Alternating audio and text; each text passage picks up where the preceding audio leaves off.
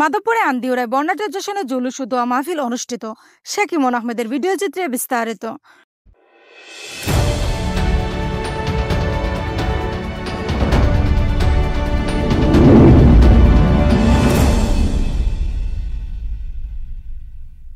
হবিগঞ্জের মাধবপুর উপজেলার আন্দিউরায় পবিত্র ঈদে মিলাদুন্নবী সাল্লাল্লাহু আলাইহি সাল্লাম উপলক্ষে বর্ণাঢ্য জশ্নে জুলুস ও র্যালি অনুষ্ঠিত হয়েছে। শনিবার বিকেল ৩টায় আন্দিউরা ঈদে মিলাদুন্নবী উদযাপন কমিটি এবং আহলে সুন্নাত ওয়াল জামায়াতের যৌথ উদ্যোগে এ কর্মসূচির আয়োজন করা হয়। অনুষ্ঠানে সভাপতিত্ব করেন উদযাপন কমিটির সহসভাপতি মোহাম্মদ সাদেক মিয়া এবং সঞ্চালনা করেন যুগ্ম সাধারণ সম্পাদক মোহাম্মদ মুনাব্বির হোসেন রেজবি।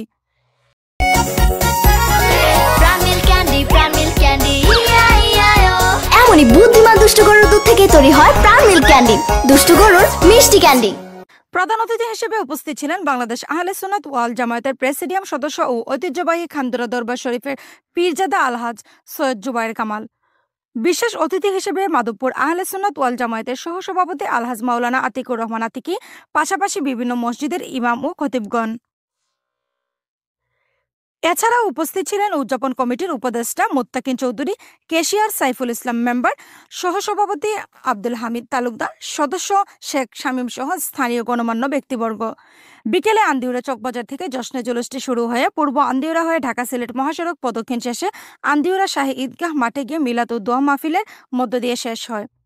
পরে বিশেষ মোনাজাতে দেশ জাতি ও সমগ্র মুসলিম উম্মাহের শান্তি, সমৃদ্ধি ও কল্যাণ কামনা করা হয়। মোনাজাত পরিচালনা করেন পীরজাদা আলহাজ সৈয়দ জুবায়ের কামাল। সবশেষে উপস্থিত মুসল্লিদের মাঝে তবারক বিতরণের মাধ্যমে কর্মসূচির আনুষ্ঠানিক সমাপ্তি ঘোষণা করা হয়।